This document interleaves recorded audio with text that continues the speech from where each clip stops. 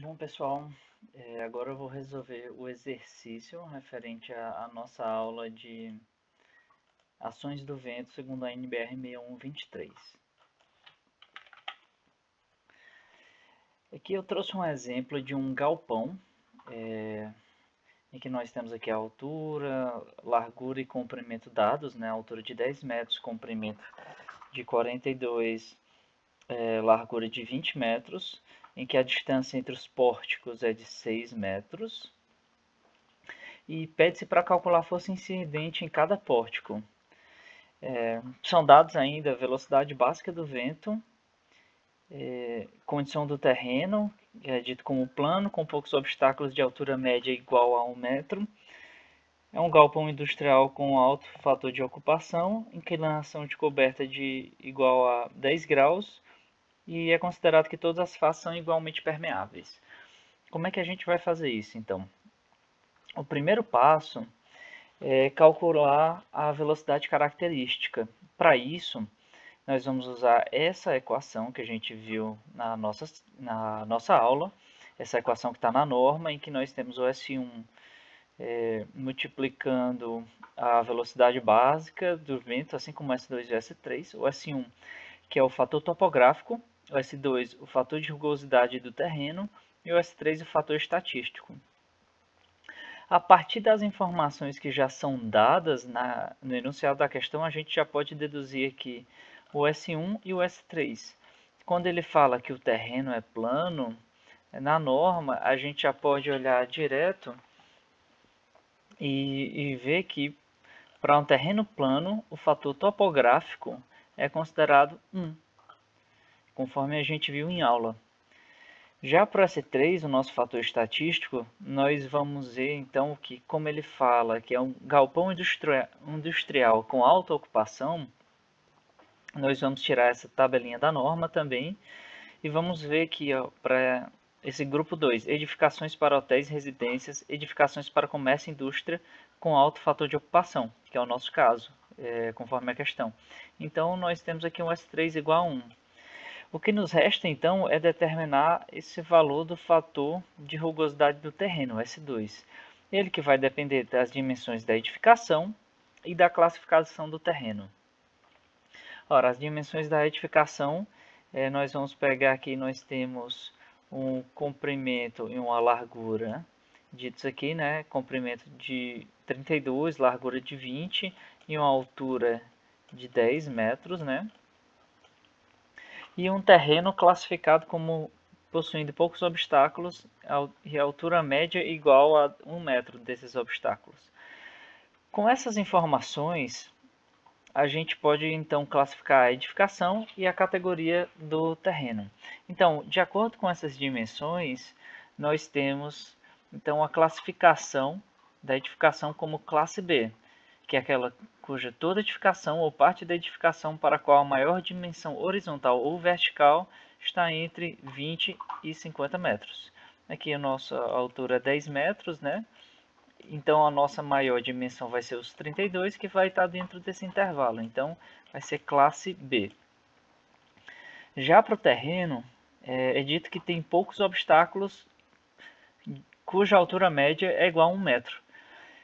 Se nós formos também lá na tabela, vamos encontrar aqui a categoria 2, que vai classificar os terrenos abertos em nível ou aproximadamente em nível, com poucos obstáculos isolados, cota média dos topos dos obstáculos menor ou igual a 1 metro.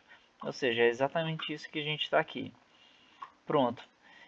De posse desses dados, então, classe B e categoria 2, nós podemos dar entrada aqui na tabela da norma também, para achar qual seria o nosso fator S2 para essa questão.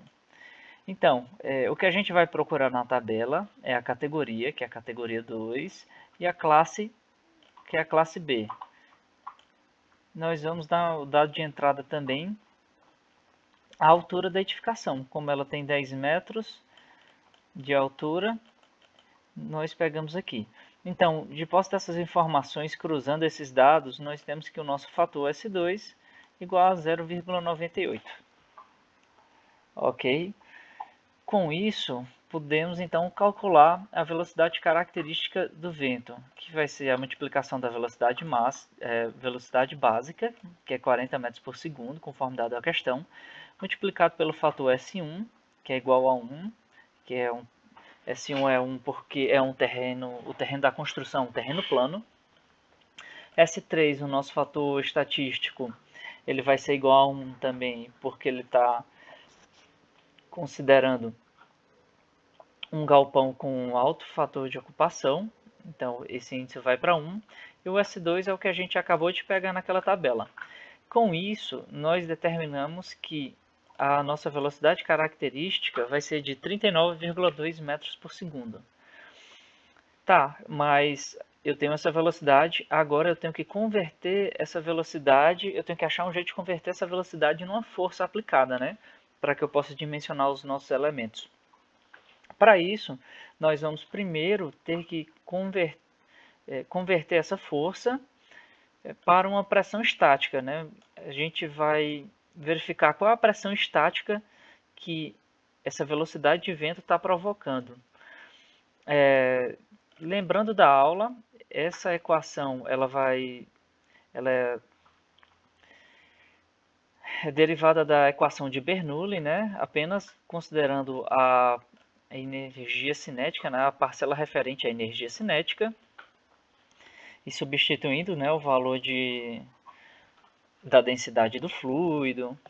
Então, com isso, nós vamos substituir aqui a velocidade característica e nós vamos obter aqui o 0,613 multiplicado por 39,2 ao quadrado, que vai dar 941,96 newtons por metro quadrado, ou 0,942 kN por metro quadrado.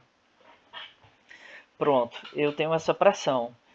Mas para eu poder aplicar essa pressão para encontrar a força que está sendo aplicada, eu preciso ainda dos nossos coeficientes de pressão. Porque a nossa força ela vai ser a multiplicação do coeficiente de pressão pela pressão estática do vento e a área de influência. Ok? Então, o nosso próximo passo é achar esse coeficiente de pressão, que nós vamos ter, no caso, um coeficiente de pressão interno e um coeficiente de pressão externo.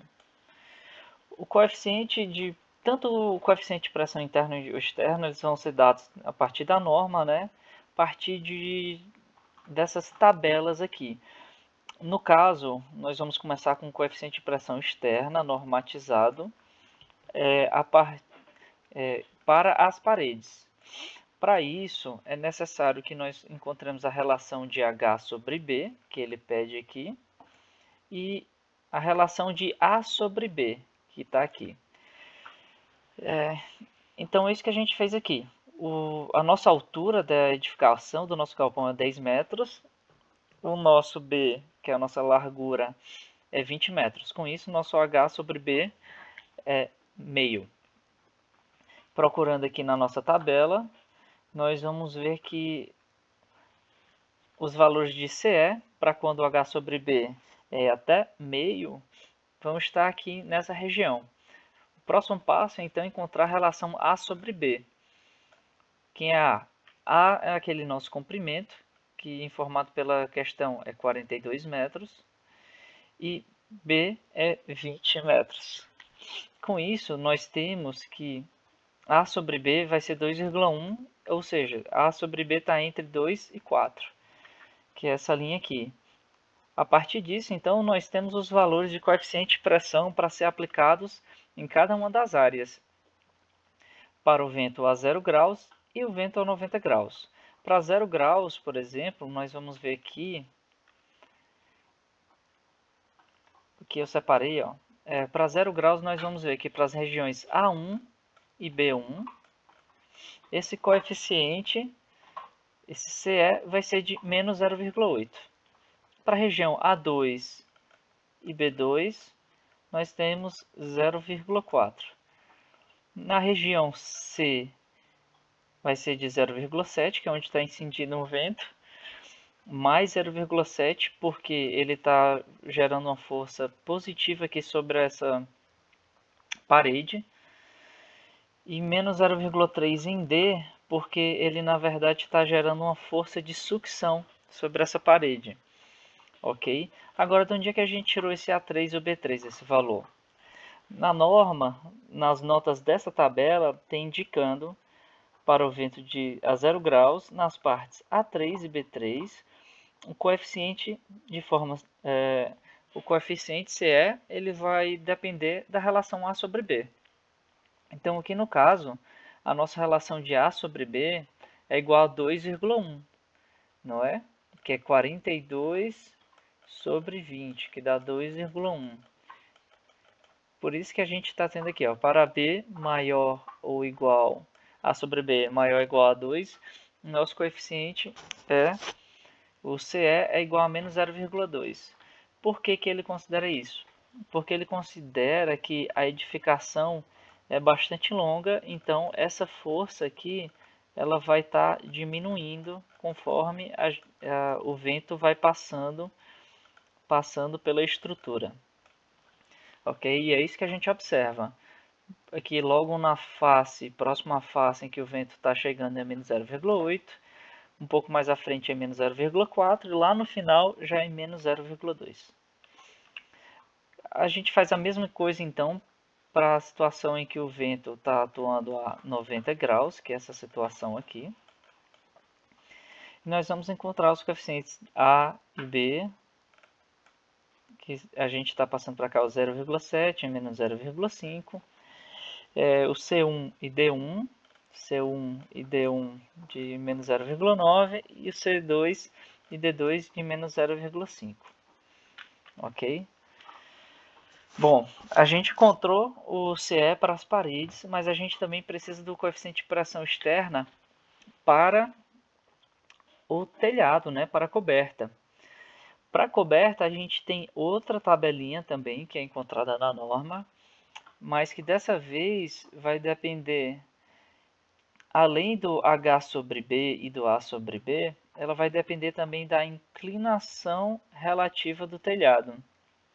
Ou seja, a gente vai precisar dessa inclinação da coberta. E quanto é que é dito que é na questão? Na questão informa que essa inclinação é de 10 graus. Os valores de H sobre B e A sobre B a gente já tem, então o que a gente tem que fazer é procurar lá na tabela. Aqui no caso, eu já extraí exatamente essa parte, a parte da tabela em que o H sobre B é menor ou igual a meio, no caso o nosso é meio, então essa é a parte da tabela que a gente vai usar. Vai buscar então a inclinação da coberta, que é 10 graus, e agora nós temos os valores de coeficiente de pressão externa para os ventos de 90 graus e 0 graus. Ok? E para cada uma dessas regiões, a região EF, por exemplo, vai ter um coeficiente menos 1,2. A região GH, no vento de 90 graus, né, o 90 graus sendo aqui, vai ter um coeficiente de menos 0,4. Ok? E é isso que é feito aqui, tanto para o vento a 0 graus, quanto para o vento a 90 graus. Para 90 graus que eu disse, né, o menos 1,2 e menos 0,4 em todas essas regiões, né? Enquanto que para 0 graus é menos 0,8 e menos 0,6. Por que que essa região aqui é diferente? Da mesma forma que na tabela passada a gente tem uma nota que para o vento a 0 graus nas partes I e J, voltando aqui, ó, as partes I e J, que são essas mais embaixo, o valor do coeficiente de pressão externa ele vai variar em relação à razão A sobre B. Se A sobre B for igual a 1, seria repetido o valor dessa região aqui, F e H. Não é o nosso caso. Se A sobre B é maior do que 2, que é o nosso caso, né? nós vamos ter um coeficiente de pressão externa igual a menos 0,2. Então, por isso que a gente tem o 0,2 aqui. Para outros casos, a gente teria que interpolar. Com isso, então, eu tenho um coeficiente de pressão externa atuando nas paredes e no teto, e um coeficiente de pressão interna atuando aqui. Eu preciso, para calcular a força que vai estar sendo aplicada, desse coeficiente de pressão resultante, que ele vai ser o resultado dessa subtração do coeficiente de pressão externa com o coeficiente de pressão interna. E quem é que vai ser o nosso coeficiente de pressão interna aqui? No caso, esse caso é um caso mais simples, em que foram considerados que as quatro faces são igualmente permeáveis, e para esse caso a norma indica que a gente vai ter que usar o coeficiente de pressão interna de igual a menos 0,3 ou 0, e considerar o valor que é mais nocivo. Com isso nós temos essas quatro situações. E qual situação que seria mais nociva aqui no caso? Bom, quando eu tenho aqui o menos 0,8 menos 0,3, né? Eu vou ter uma coeficiente de pressão resultante aqui de menos 0,5.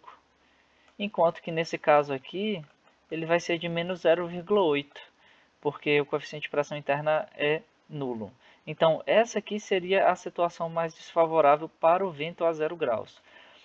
Para o vento a 90 graus, nós vamos observar a mesma coisa, em que nós temos, por exemplo, o menos 1,2 menos 0,3, né, que ficariam mais, menos com o menos vai dar mais 0,3, isso vai dar igual a menos 0,9, enquanto que nessa situação aqui, com o coeficiente de pressão interna igual a zero, a gente vai ter o menos 1,2. Então, essa situação aqui também vai ser a pior para o vento de 90 graus. Então, é por isso que, na hora de fazer o nosso coeficiente de pressão resultante aqui, nós vamos utilizar essas situações em que o coeficiente de pressão interna vai ser igual a zero. Como é que isso vai ficar, então? Nós vamos multiplicar a partir daquela fórmula, né? Nós temos que essa força, ela vai ser o coeficiente de pressão resultante, aqui eu vou colocar já CPR, que é aquele CPE menos CPI, multiplicado por Q, que é o nosso coeficiente, a nossa pressão estática, multiplicado pela nossa área de influência. O que vai ser a nossa área de influência aqui? No nosso caso, a área de influência vai ser a distância entre esses pórticos, né? Porque a distância entre esses pórticos que vai dar a área de contribuição para cada um desses pórticos. Então, é isso que a gente vai fazer aqui, ó. O nosso coeficiente de pressão resultante, no caso para o vento a 0 graus, vai ser 0,8, né? Multiplicado por Q, que a gente encontrou aqui, que é igual a 0,942 kN. E é isso que está aqui. E multiplicado pela distância entre os pórticos, que é o nosso DL, que vai representar a nossa área efetiva aqui, né? Quando a gente fizer isso, para esse caso aqui de cima, de menos 0,8, nós vamos encontrar 4,52. Aqui que vai ser a mesma coisa para toda essa estrutura, que faz sentido, né? Se nós pararmos para pensar que o vento está passando aqui, então ele está passando por todas as faces com a mesma pressão, exercendo a mesma pressão, a mesma força. Por isso que para essa situação do vento a 0 graus, nós vamos ter o pórtico sendo todo solicitado a mesma carga. Já no caso para o vento a 90 graus, a gente já percebe que esses coeficientes são todos diferentes, né? O que vão resultar em cargas diferentes. Por que isso acontece? Novamente, porque eu estou com o vento passando aqui, e quando ele passa aqui, nós vamos ter ele vai bater de frente aqui, então vai exercer uma pressão positiva nessa parede. Ele vai passar aqui em cima de uma maneira mais forte, porque ele ainda não perdeu muita carga, mas ao mesmo tempo ele vai perder uma parcela de carga aqui, uma parcela de velocidade, e por isso que essa sucção aqui vai ser mais branda. E nós temos esse coeficiente aqui de menos 0,5. Tudo isso foi tirado lá daquelas tabelas, né?